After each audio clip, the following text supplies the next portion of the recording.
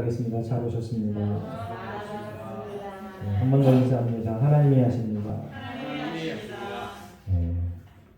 설교 제목을 읽어보겠습니다. 시작. 바울의 예루살렘 입성. 바울의 예루살렘 입성.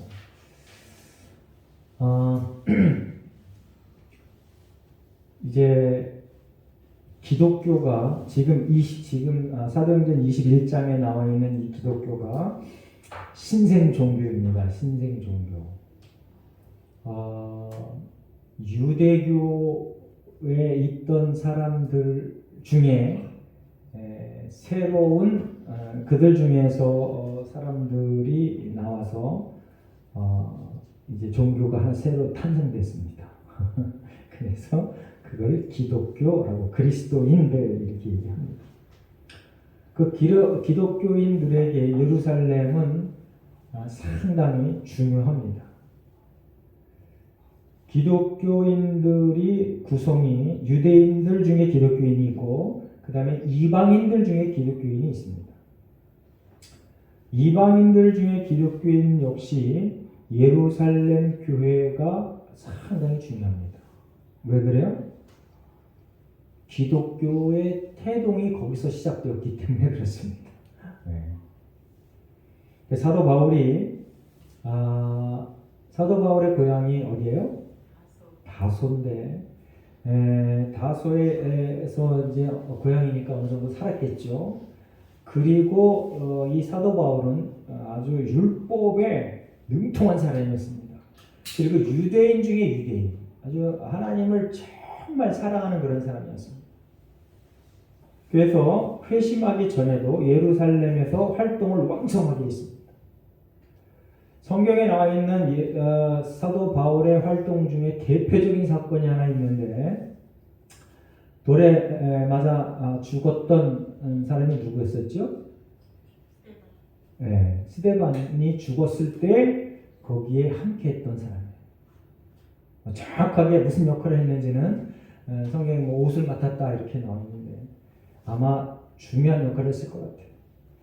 그리고 또 한 가지는 대제사장의 그 명령을 받아서 허락을 받아서 전 지구에 있는 크리스찬이라고 여겨지는 사람들을 잡아다가 징계를 하는 그런 일을 했어요.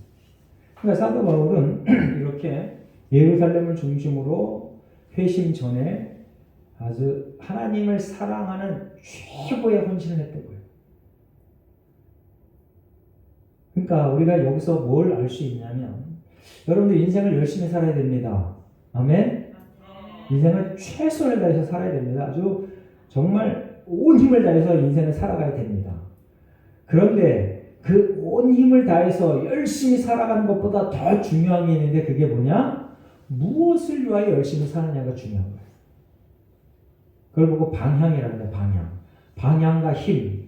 이게 다 중요한데 또 중요한 건 뭐냐? 방향이라는 걸 기억하시기 바랍니다. 내가 무엇을 향하여 열심을 내는가? 그게 정말 중요한 거예요. 사도 바울은 회심 전에 하나님을 사랑했습니다.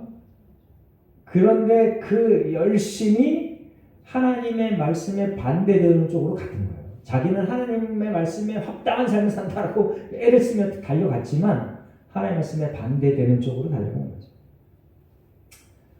그 사도 바울이 이제 회심을 합니다. 회심을 해서 이제 회심한 이후의 사도 바울의 삶, 하나님을 위해 열심으로 살았던 이전의 삶보다 더 열심히 살았습니다. 자기의 목숨을 내놓을 정도로 그렇게 열심히 살았어요. 그렇게 열심히 산 이 사도 바울이 예루살렘을 여러 차례 방문합니다. 오늘 본문에 있는 이 21장의 사도 바울의 예루살렘 입성은 사도 바울 인생에 있어서 마지막 방문입니다. 마지막 방문. 14절 말씀을 한번 읽어보겠습니다. 21장 14절 말씀 함께 있습니다. 시작. 그가 권한을 받지 아니함으로 우리가 주의 뜻대로 이루어지다 하고 그쳤노라. 이제 사도 바울에게 많은 사람들이 그냥 보통 사람이 아니라 성령 충만한 사람들이 당신 예루살렘에 들어가지 마세요라고 권고를 했어요. 근데 사도 바울이 내가 목숨이 빼앗겨도 그리고 결박을 당해도 내가 죽어도 예루살렘을 가야 돼라고 얘기합니다. 지난주에도 설교했지만 사실은 사도 바울이 예루살렘에 가지 않아도 될 충분한 이유들이 많았습니다. 그리고 가지 않아도 누구도 얘기를 안 했어요. 다들 성령 충만한 사람이 얘기하니까 당연한 거예요. 안 가도 돼요. 인간적인 모습으로는. 근데 하나님께서 사도 바울에게 아마 너는 반드시 예루살렘에 가라 라고 하는 그러한 계시를 줬던 것 같아요. 사도 바울이 이제 일생일 때 마지막 예루살렘 입성의 일들을 했습니다. 마침내 드디어 사도 바울이 예루살렘에 입성을 했습니다.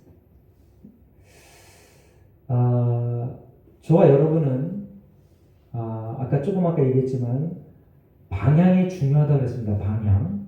여러분들이 교회에 와서 열심히 예배하는 그 이유의 그 방향, 이유가 뭘까요? 개인적으로 차이가 많이 납니다. 근데 공통된 반드시 있어야 될 그 이유는 뭐냐면 하나님께 영광. 하나님께 영광. 그게 공통된 이유, 반드시 있어야 돼요. 그거 없이 왔다면 헛걸음이에요, 헛걸음. 하나님께 영광 올려드리는 그것 때문에 이 자리에 오고, 그리고 우리가 필요한 많은 것들은 부수적인 이유가 됩니다. 반드시 하나님께 영광, 그것 때문에 오고, 그리고 그 하나님께 영광 올려드리는 그 우리가 생각하고 있는 우리의 잘됨, 그런 것들은 이제 부수적인 겁니다. 물론 하나님께서 충분히 우리의 기도와 소원에 귀를 기울이시고 들어주실 줄 믿습니다. 아멘. 이제 드디어 마침내 사도 바울이 예루살렘에 입성했는데 형제들이 기꺼이 환영했어요. 그런데 우리가 지금 본문을 쭉 읽었잖아요. 26절까지 쭉 읽었는데 예루살렘의 기독교인이 수만 명이라고 거기 써 있어요. 와, 이건 참 엄청난 일입니다. 이게 바로 몇 년 전에 생긴 신생 종교인데 이게 몇 년 안 돼서 사실은 처음에 120문도로 시작했어요. 그렇죠? 오순절 다락방에서 120명이 모여서 열심히 예수님의 명령 따라서 성령을 기다렸어요. 그 사람들에 의해서 이렇게 자꾸 전파된 게 아주 급속히 전파되어서 몇 년 안 돼서 마침내 드디어 수만 명에 이르렀습니다. 근데 17절에 보면 형제들이 기꺼이 영접했다 얘기했는데 17절부터 26절 전체를 읽어보니까 수만 명이 동시에 사도 바울을 환영했던 건 아니에요. 일부가 거기 형제들이 기꺼이 영접했다 이렇게 되어 있는데 아마 사도 바울을 따랐던 사람들과 그리고 야고보를 중심으로 한 몇몇 사람들이 이 사도 바울을 환영했던 것 같아요. 그 사도 바울이 예루살렘에 예루살렘을 가야 될 여러 가지 목적 중에 하나가 뭐였냐면 구제 헌금을 전달하는 거였어요. 여러분들 누가 우리 집에 방문하는데 일정한 액수의 돈을 주려고 방문을 해요. 그러면 환영을 하겠죠? 네, 환영합니다. 당연히 환영받을 만한 그런 이유가 있었습니다. 그 구제원금 그것 때문에라도 그 정보를 알고 있던 사람들은 당연히 와서 환영하고 감사했을 겁니다. 근데 안타깝게도 예루살렘에 있는 모든 형제들이 다 환영했던 건 아닙니다. 그러니까 저와 여러분이 인생을 살면서 모두에게 다 환영받을 수는 없습니다. 기억하시기 바랍니다. 모두에게 다 환영받을 수는 없어. 참 놀라운 일입니다. 자, 우리나라 지금 현재 대통령 문재인 대통령이 지난 대선 때 대통령이 됐습니다. 그런데 득표율이 50%가 넘지 않았어요. 그런데 대통령이 됐어요. 우리나라 법은 과반수 이상 표를 얻어야 된다 이런 법이 없습니다. 다득표자가 대통령이 되는 겁니다. 나머지 뭐 50 몇 프로는 그러면 문재인 대통령 절대 반대냐 그런 것도 아닙니다. 기권한 사람도 있고, 예? 그리고 다른 문재인 대통령하고 비슷한 사람을 찍은 사람도 있고. 이번 대선 때 누가 대통령이 될지 모르지만 이번 대선 때에 50% 이상의 지지를 받는 대통령이 나왔으면 좋겠습니다.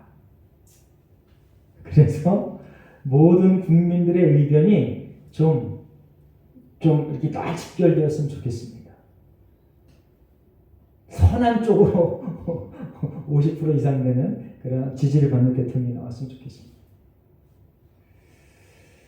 이제 저와 여러분이 인생을 살면서 어떤 공동체에 속해 있든지 간에 항상 나를 향한 선한 입장이 되는 사람들이 다다. 그런 사람은 절대 없더라고요. 아무리 선을 베풀고 아무리 많은 걸 줘도 반드시 안티가 있더라고요. 그 안티가 있다는 걸 생각하며 인생을 과감하고 용감하게 사시기를 부탁드립니다. 그리고 그 안티들을 잘 관리하고 저들을 선대할 줄 아는 사람이 정말 좋은 사람이에요. 이 사도 바울이 오늘 그거를 보여줘요. 사도 바울이 오늘 그걸 보여줘. 이 사도 바울의 영성과 지성 그리고 인격 그리고 인생을 살아가는 그 방법 우리가 배울 점이 참으로 많습니다. 자, 이제 사도 바울이 예루살렘을 몇 번 방문했는지 한번 표를 보고 살펴보도록 하겠습니다. 사도 바울이 회심한 이후로 예루살렘을 여러 차례 방문했습니다. 잘 보이나요? 잘 안 보여요? 그래요. 자, 이쪽에 연대라고 써 있고 사건 이렇게 되면 이렇게 쭉 연결되어 있는데 양쪽으로 나눠져 있습니다. 연대 AD 35년이라고 표현되어 있는 거예요. 회심했다. 사도 바울이 회심한 겁니다. 그리고 회심한 이후로 35년, 38년에 아라비아에 가서 이제 열심히 기도하고 성경 읽고 그랬겠죠. 아니면 뭐 성령 충만한 사람들에게 지도를 받았을 수도 있고 어쨌든 아라비아에 가서 수양을 했습니다. 그리고 38년에 예루살렘에 방문했는데 저 때가 언제냐면 이제 바나바가 예루살렘에 있는 사도들에게 형제들에게 사도 바울을 소개시켜주는 그거예요. 그런데 저 때는 당연히 환영을 잘 못 받았습니다.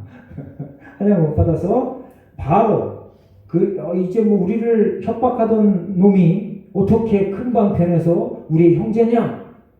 기독교인들을 때려잡고 감옥에 가두고 이랬던 놈인데 우리가 어떻게 형제로 받아들이냐? 그래서 사람들이 막 들끓고 일어났어요. 그래서 신속하게 자기 고향인 다소로 도망을 갔습니다. 피신을 했어요. 그래서 이제 38년부터 43년 다소 체류 안디옥 이동 이렇게 되어 있습니다. 그 다음에 44년에 예루살렘을 방문하는데 저때 예루살렘에 큰 기근이 일어났습니다. 그래서 예루살렘에 큰 기근이 일어나서 그 예루살렘 외에 다른 교회들이 협력하여 헌금을 걷어서 그걸 가지고 방문했습니다. 그리고 1차 전도 여행이 끝나고 나서 49년, AD 49년에 예루살렘 총회가 열렸습니다. 왜 열렸어요? 예루살렘 총회가 이방인들에게 뭘 요구할 건가? 그리고 이방인들에게도 하나님의 은혜가 임하는가? 그거에 대해서 회의를 했어요. 그때 방문했어요. 이게 3차 방문이고요. 그 2차 전도 여행이 끝나고 나서 이때는 성경에 정확하게 예루살렘을 방문했다라는 말이 없는데 가이사랴를 통해서 이제 안디옥으로 가는데 그때 아마 방문했을 것이다 라고 성경학자들이 추측을 합니다. 그리고 확신을 합니다. 그래서 아마 4차 방문이 그때 있었을 거다라고 얘기하고, 그 다음에 AD 53년부터 57년 3차 전도행이 끝나고 나서 이제 오늘 본문 5차로 예루살렘을 방문하는 겁니다. 이 사도 바울이 예루살렘을 방문하고 나서 또 꿈이 있었어요. 그게 뭐였어요? 로마와 유럽으로 가서 복음을 전하는 게 사도 바울의 야망이고 꿈이었습니다. 근데 그게 이루어집니다. 어떻게 이루어져요? 예, 참 하나님은요 정말 제가 여러 번 강조하지만 어떤 특수한 경우에는요 우리의 상식을 뛰어넘는 것으로 인하여 우리를 그렇게 사용하세요. 아니 당당하게 멋있게 화려하게 개성 장군처럼 로마에 들어가는 게 아니고 죄인으로 로마에 들어갑니다. 죽을 때까지 죄인 신분을 벗어나지 못하게 하나님께서 그렇게 인도하세요. 그런데 그 사도 바울이 감옥에 있으면서도 자기가 죄인이면서도 오히려 다른 크리스찬들에게 성도들에게 옥중서신에 뭐라고 써요? 기뻐하라. 내가 다시 말하노니 기뻐해라. 뭐 때문에 기뻐해요? 예수 그리스도가 내가 예수 그리스도로 고백하고 인정하는 것. 할렐루야. 우리 예수 함께 모든 성도들은요 이 땅에 사는 동안 예수가 그리스도라고 하는 것이 내게 믿어지고 내게 힘이 된다는 그것 때문에 기뻐하시기를 예수님의 이름으로 축원합니다. 그것 때문에 감격하시기를 예수님의 이름으로 축원합니다. 그게 기초가 돼야 돼. 그게 기초. 그걸 잃어버리고 다른 어떤 것들로 인하여 내가 하나님을 사랑하는 증거야 라고 얘기하면 정말 슬퍼지는 겁니다. 사상누각이 되는 거예요. 사상누각. 이제 이 사도 바울이 이렇게 열심으로 최선을 다해서 복음을 전하고 마지막으로 예루살렘에 들어갑니다.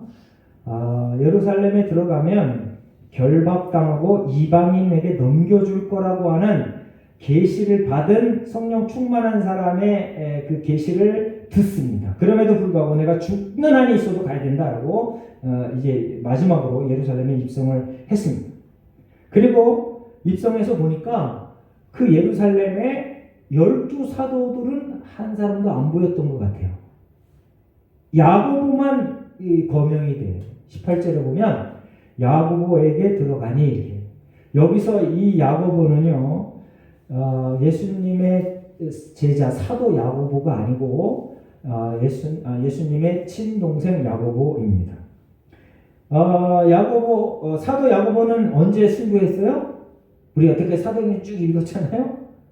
베드로가 투옥되기 전에 사도 야고보를 그 왕이 죽여버립니다.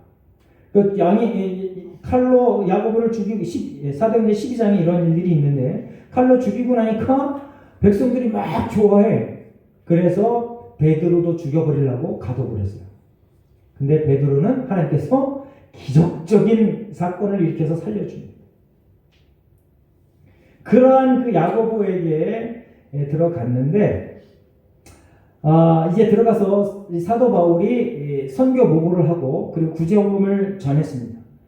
선교 보고를 하는데 19절 말씀 한번 읽어보겠습니다. 19절 말씀 시작.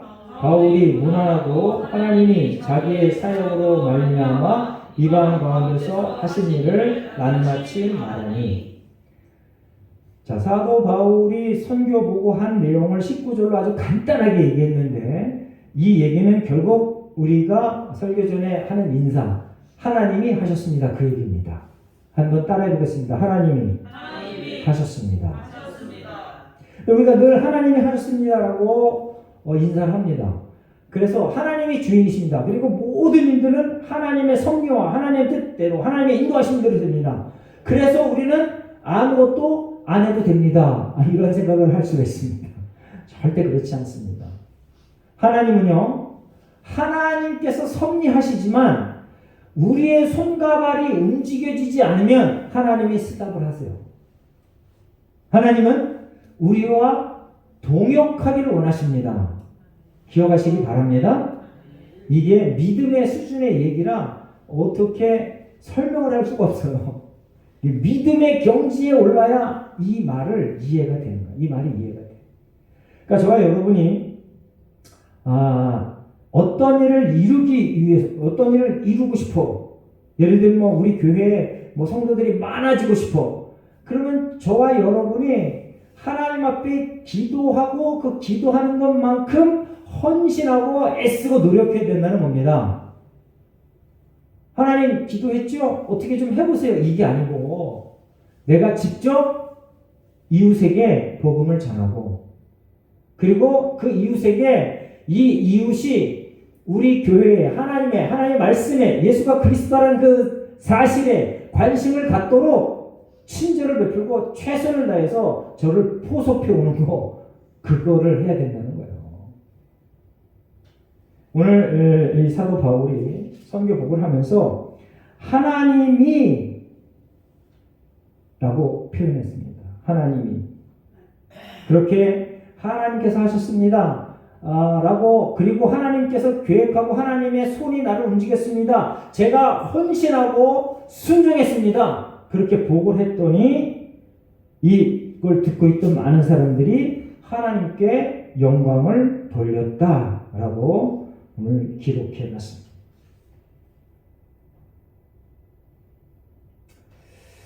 이제 조금 아까도 얘기했지만 20절에 보니까 수만 명이 있다고 수만 명. 예루살렘에 기독교인들이 수만 명.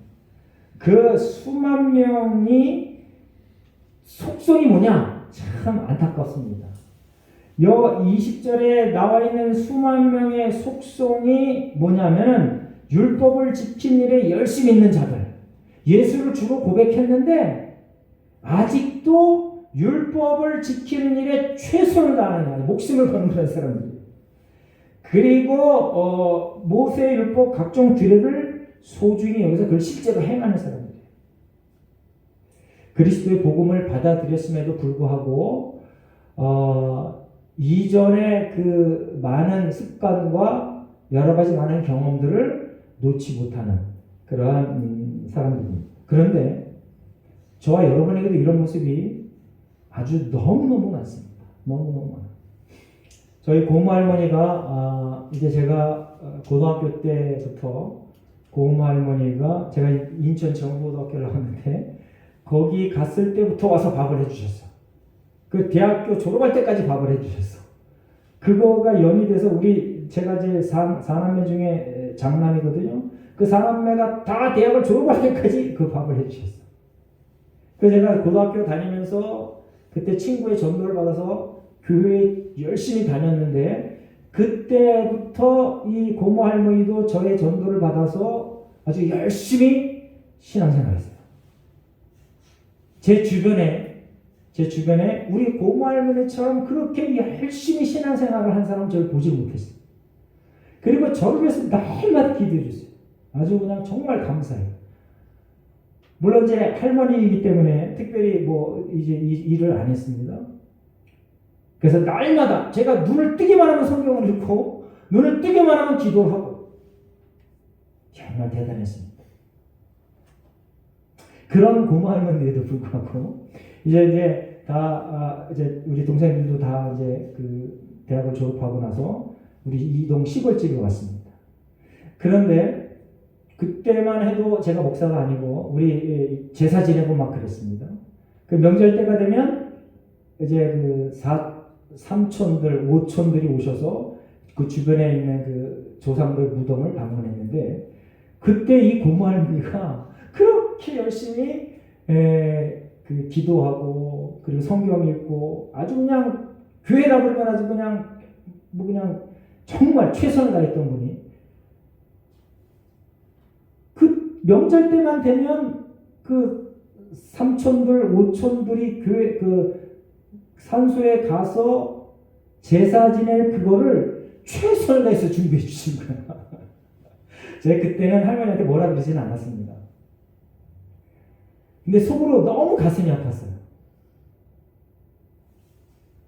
아니 그렇게 열심히 기도하고 열심히 성경 읽고 했던 분이 왜 명절 때 저때 꼭 사촌과 삼촌, 오촌 그리고 제 사촌, 육촌들이 오면 그거를 그렇게 열심히 챙겨서 주실까? 성경에 그거 하지 말라고 기록되어 있는데 분명하게 기록되어 있는데 지금 이 유대인들이 딱 그거예요. 예수를 주로 믿음으로 예수를 믿어 내가 의되고 천국 백성이 된다 하는 것을 이들이 믿었는데 여태 평생 동안 모세의 율법에 젖어 살아서 그거를 거기서 헤어나지를 못해. 저 여러분도 이러한 일들을 아유 왜 저렇게 살았을까 하지만 똑같습니다. 저도 마찬가지고 제가 온전히 하나님의 말씀대로 인생을 살아내지 못해요. 여러분도 마찬가지야.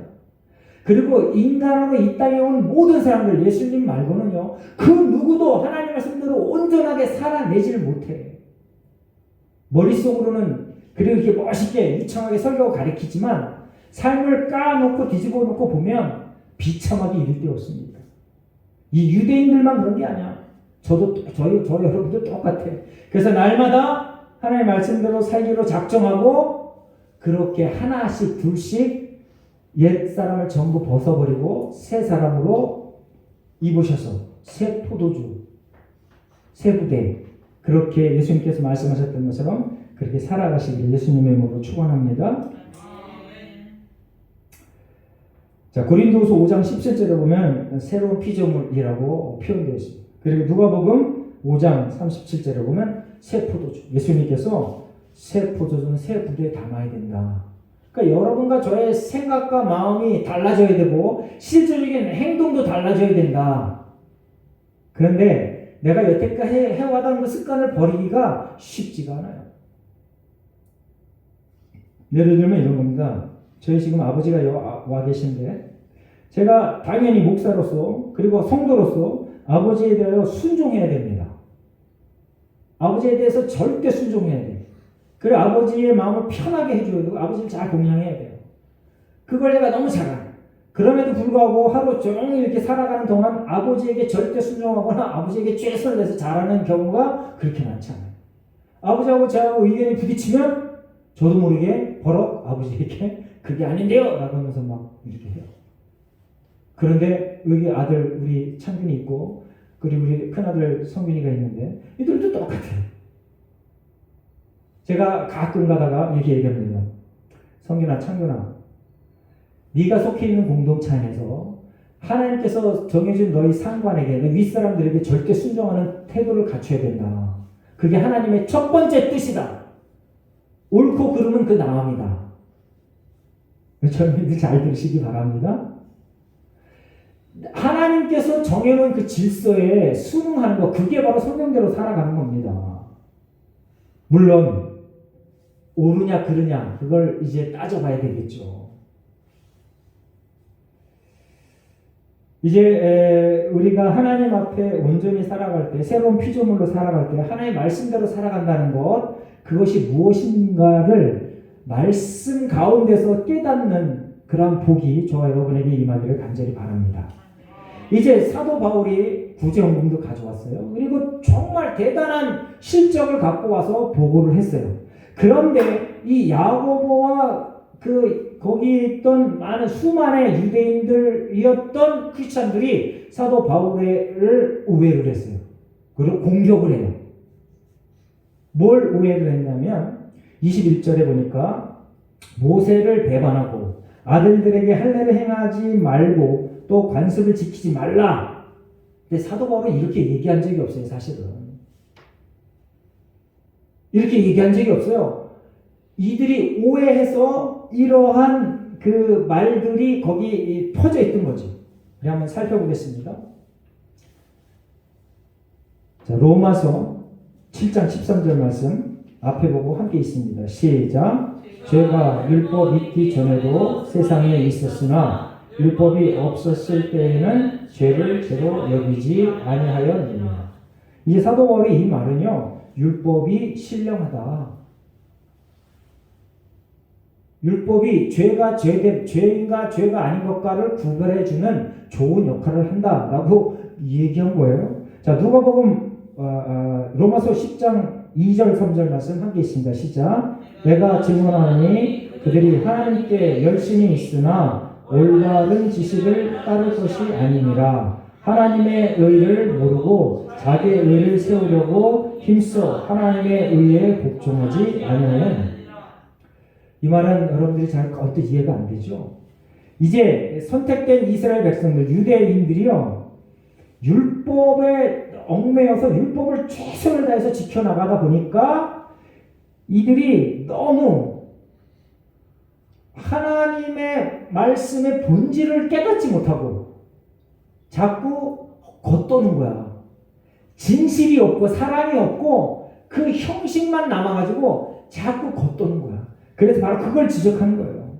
하나님의 의를 모르고 자기의 의를 세우려고 애쓴다. 이거의 대표적인 예가 뭐냐면, 기도할 때 어떤 사람이 하나님, 저는 저 사람과 같지 않음을 감사드립니다. 그래서 자기가 금식 기도도 하고 구제도 하고 이렇게 막 떠들어대요. 다른 사람하고 비교해서 저는 저보다 잘하고 있습니다. 제가 훨씬 더 잘하죠. 그런 삶을 살았다는 거예요. 유대인 크리스천들이. 그래서 너희들 그렇게 하면 안 돼 라고 가르쳤던 겁니다. 그리고 또 갈라디아서 3장 24절 말씀 한번 읽어보겠습니다. 시작. 이같이 율법이 우리를 그리스도께로 인도하는 초등교사가 되어 우리로 하여금 믿음으로 말미암아 의롭다함을 얻게 하려니. 율법의 역할, 그리스도께로 인도하는 초등교사다. 율법은 개무시하는 게 아닙니다. 율법으로 인하여 예수 그리스도가 이 땅에 오셨다는 것이 증명이 되는 거예요. 구약의 핵심 내용은 뭐냐 하면요, 예수 그리스도가 오실 거다라는 겁니다. 구약의 핵심 내용이 그거예요. 예수 그리스도가 이 땅에 올 거다. 그동안 너희들이 잘 살아라, 거룩하게 살아라고 하는 그 내용이 구약의 내용입니다. 자, 에베소서 2장 15절 말씀 시작. 법정으로 된 계명의 율법을 폐하셨으니 이는 이 둘로 자기 안에서 한 새 사람을 지어 화평하게 하시고. 법정으로 된 계명의 율법을 폐했다. 여러분들 이제 우리나라가 지금 몇 공화국이에요? 역사 선생님, 우리나라 몇 공화국이에요 지금? 6공화국인가? 이제 헌법이 바뀔 때마다 1공화국, 2공화국, 3공화국 돼요. 현재도 헌법이 그렇게 막 바뀌어가요. 법이 바뀌어가. 근데 기본 정신은 뭐냐? 자유민주주의, 자유시장경제. 이게 우리나라 헌법의 기본 정신의 틀입니다. 사회주의, 공산주의는 절대 아니라는 걸 기억하시기 바랍니다. 자, 이제 여기서 얘기했던 것처럼 율법에서 예수 그리스도가 이 땅에 오셔서 율법으로 주어졌던 것 중에 없어진 게 있습니다. 그게 뭐예요? 제사법과 의식법. 그게 없어졌어요. 그래서 저와 여러분이 예배드리면서 더 이상 송아지 잡거나 소 잡거나 양 잡거나 이러진 않죠. 그게 없어져서 그래요. 그게 여기서 얘기했던 이제 폐기됐다, 폐했다 바로 그 말이에요. 그런데 그 정신, 그 본질, 그거는 사라지지 않았어요. 우리가 옛날 그 구약 때는 그 짐승을 잡아서 그 피로 이 짐승이 내 죄를 대신해서 죽었다. 그래서 이 피로 죄값을 치렀다라고 했는데 예수님께서 이 땅에 오셔서 십자가에 못 박혀 돌아가신 그 보혈로 이걸 완성해놨다 그럽니다. 그러니까 이전에 있는 제사법이 다 폐해졌다 그런 뜻이에요. 그래서 의식법과 제사법은 폐해졌고 도덕법 그리고 하나님께서 주신 그 율법의 본질은 살아있다는 걸 기억하시기 바랍니다. 이걸 오해했던 거예요. 그래서 너는 그렇게 사도 바울이 이렇게 가르쳤더니 너 모세를 무시하지? 라고 얘기하는 거예요.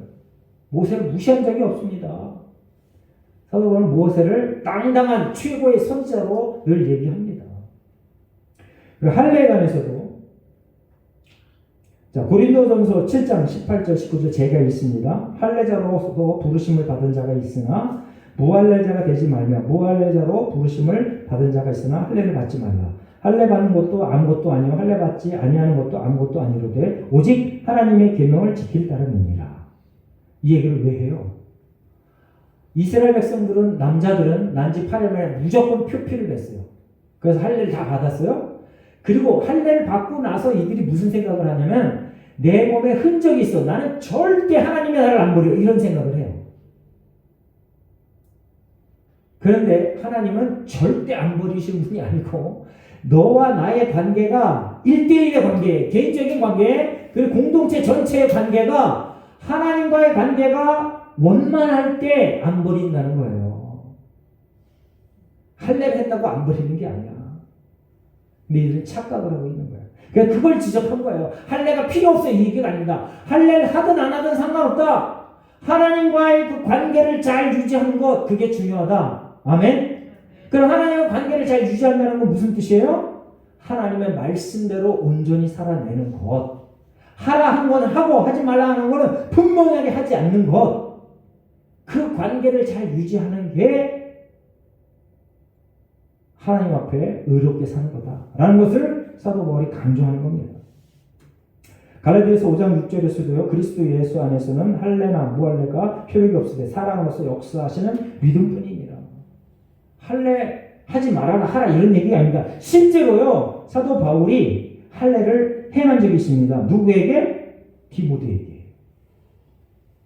디모데가 아버지는 로마 사람, 헬라 사람, 엄마는 유대인. 그래갖고 이게 자기 그 사역자로 쓰려 하다 보니까 유대인들에게 걸림돌이 돼. 그래서 사도 바울이 디모데에게 할례를 줬어요. 할례 해라 안 해 이게 중요한 게 아닙니다. 하나님과의 관계가 중요하다는 걸 기억하시기 바랍니다. 아멘, 아멘. 그러니까 저 여러분이 이렇게 와서 예배드리는 거 정말 잘하는 겁니다. 그리고 이 예배하는 이 하나님 앞에 예배하는 이 자세, 영과 진리로 예배드리는 이 자세가 이 교회문을 나가서 여러분들의 삶의 현장에서도 이어져야 된다는 거예요. 어떤 면에서 그게 더 소중하고 중요할 줄 몰라요. 그렇게 살아갑시다. 아니 어디에 가서든 내가 크리스천인지 몰라. 네? 예수 얘기도 하나도 안 하고 그냥 다른 사람들이 하는 대로 그냥 다 살아. 그냥 편하게 살아. 그럼 그건 절대 크리스천이 될 수가 없어요.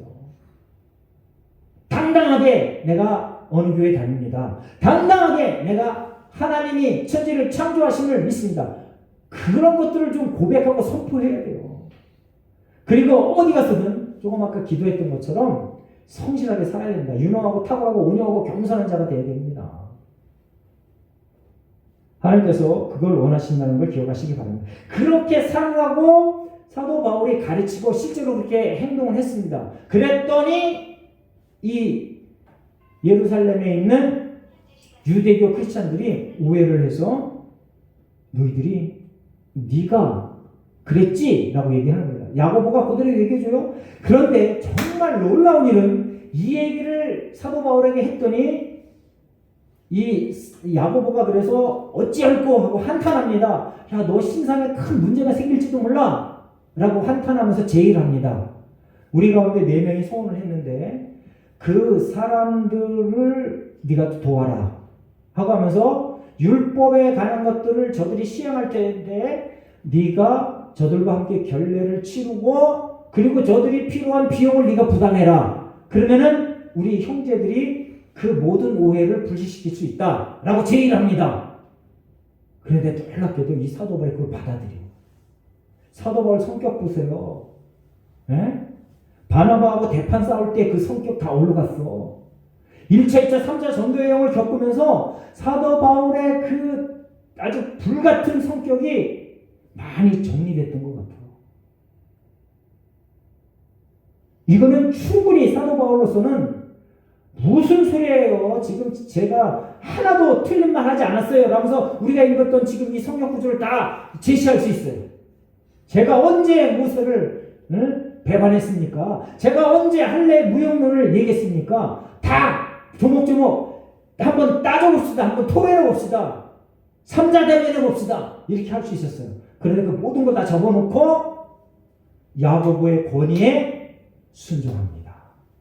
할렐루야. 놀라운 일입니다. 놀라운 일이야.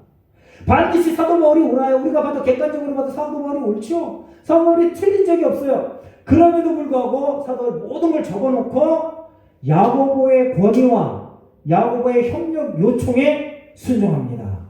아멘. 아멘. 그랬더니 이 되어진 결과가 뭐예요? 되어진 결과가 오해가 풀려요.